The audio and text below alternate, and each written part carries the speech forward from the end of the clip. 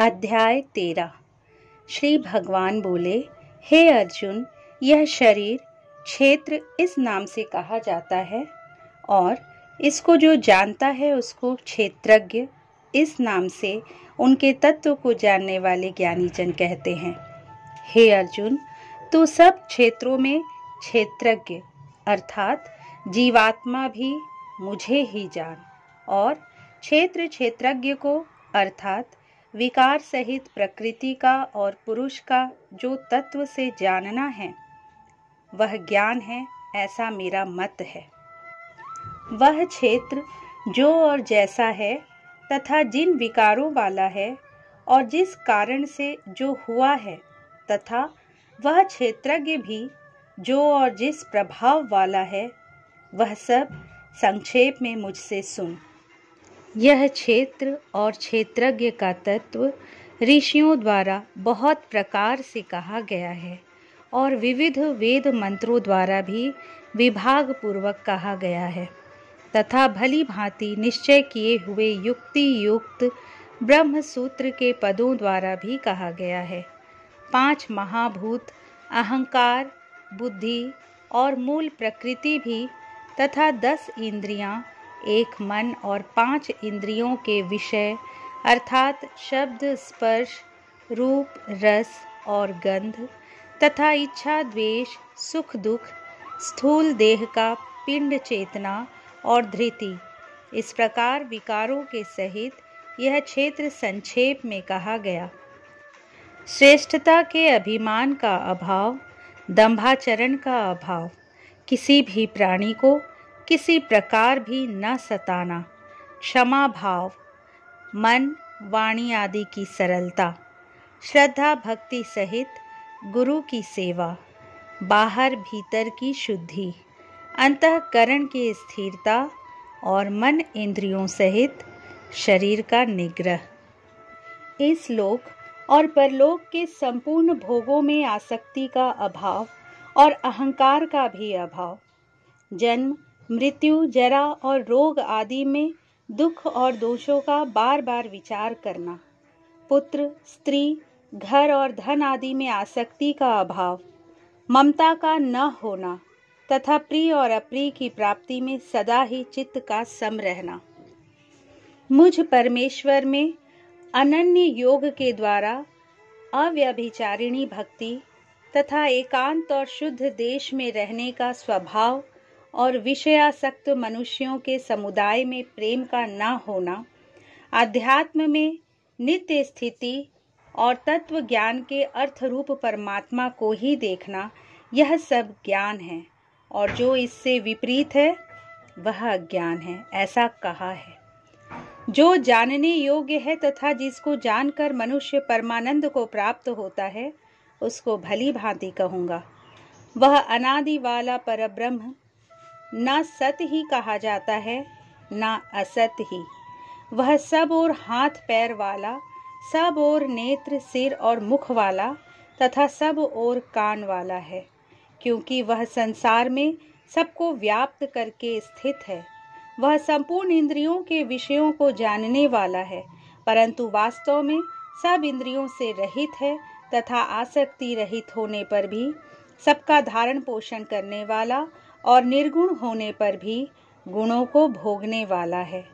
वह चराचर सब भूतों के बाहर भीतर परिपूर्ण है और चर अचर भी वही है और वह सूक्ष्म होने से अविज्ञेय है तथा अति समीप में और दूर में भी स्थित वही है।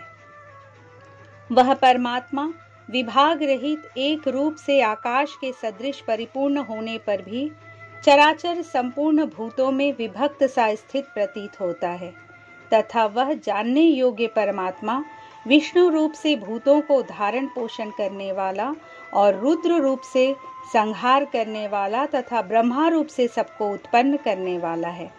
वह परब्रह्म ज्योतियों का भी ज्योति एवं माया से अत्यंत परे कहा जाता है। वह परमात्मा बोध स्वरूप जानने के योग्य एवं तत्व ज्ञान से प्राप्त करने योग्य है और सबके हृदय में विशेष रूप से स्थित है। इस प्रकार क्षेत्र तथा ज्ञान और जानने योग्य परमात्मा का स्वभाव संक्षेप से कहा गया। मेरा भक्त इसको तत्व से जानकर मेरे स्वरूप को प्राप्त होता है। प्रकृति और पुरुष, इन दोनों को ही तू अनादि ज्ञान और राग द्वेष आदि विकारों को तथा त्रिगुणात्मक संपूर्ण पदार्थों को भी प्रकृति से ही उत्पन्न जान। कार्य और करण को उत्पन्न करने में हेतु प्रकृति कही जाती है और जीवात्मा सुख दुखों के भोक्तापन में अर्थात भोगने में हेतु कहा जाता है। प्रकृति में स्थित ही पुरुष प्रकृति से उत्पन्न त्रिगुणात्मक पदार्थों को भोगता है और इन गुणों का संग ही इस जीवात्मा के अच्छी बुरी योनियों में जन्म लेने का कारण है। इस देह में स्थित यह आत्मा वास्तव में परमात्मा ही है। वह साक्षी होने से उपद्रष्टा और यथार्थ सम्मति देने वाला होने से अनुमंता, सबका धारण पोषण करने वाला होने से भर्ता, जीव रूप से भोक्ता, ब्रह्मा आदि का भी स्वामी होने से महेश्वर और शुद्ध सच्चिदानंद घन होने से परमात्मा ऐसा कहा गया है। इस प्रकार पुरुष को और गुणों के सहित प्रकृति को जो मनुष्य तत्व से जानता है, वह सब प्रकार से कर्तव्य कर्म करता हुआ भी फिर नहीं जन्मता। उस परमात्मा को कितने ही मनुष्य तो शुद्ध हुई सूक्ष्म बुद्धि से ध्यान के द्वारा हृदय में देखते हैं, अन्य कितने ही ज्ञान योग के द्वारा और दूसरे कितने ही कर्म योग के द्वारा देखते हैं अर्थात प्राप्त करते हैं। परंतु इनसे दूसरे अर्थात जो मंद बुद्धि वाले पुरुष हैं, वे इस प्रकार न जानते हुए दूसरों से अर्थात तत्व के जानने वाले पुरुषों से सुनकर ही तदनुसार उपासना करते हैं और वे श्रवण परायण पुरुष भी मृत्यु रूप संसार सागर को निसंदेह तर जाते हैं। हे अर्जुन, यावन मात्र जितने भी स्थावर जंगम प्राणी उत्पन्न होते हैं, उन सबको तू क्षेत्र और क्षेत्रज्ञ के संयोग से ही उत्पन्न जान। जो पुरुष नष्ट होते हुए सब चराचर भूतों में परमेश्वर को नाश रहित और समभाव से स्थित देखता है, वही यथार्थ देखता है। क्योंकि जो पुरुष सब में समभाव से स्थित परमेश्वर को समान देखता हुआ अपने द्वारा अपने को नष्ट नहीं करता, इससे वह परम गति को प्राप्त होता है। और जो पुरुष संपूर्ण कर्मों को सब प्रकार से प्रकृति के द्वारा ही किए जाते हुए देखता है और आत्मा को अकर्ता देखता है, वही यथार्थ देखता है। जिस क्षण यह पुरुष भूतों के पृथक पृथक भाव को एक परमात्मा में ही स्थित तथा उस परमात्मा से ही संपूर्ण भूतों का विस्तार देखता है, उसी क्षण वह सच्चिदानंद घन ब्रह्म को प्राप्त हो जाता है। हे अर्जुन, अनादि होने से और निर्गुण होने से यह अविनाशी परमात्मा शरीर में स्थित होने पर भी वास्तव में न तो कुछ करता है और न लिप्त ही होता है। इस प्रकार सर्वत्र व्याप्त आकाश सूक्ष्म होने के कारण लिप्त नहीं होता, वैसे ही देह में सर्वत्र स्थित आत्मा निर्गुण होने के कारण देह के गुणों से लिप्त नहीं होता। हे अर्जुन, जिस प्रकार एक ही सूर्य इस संपूर्ण ब्रह्मांड को प्रकाशित करता है, उसी प्रकार एक ही आत्मा संपूर्ण क्षेत्र को प्रकाशित करता है।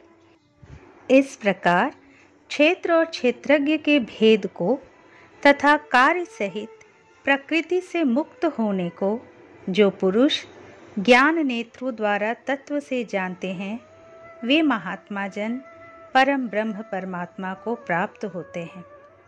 इस प्रकार श्री कृष्ण अर्जुन संवाद में क्षेत्र क्षेत्रज्ञ विभाग योग नामक 13वां अध्याय संपूर्ण हुआ।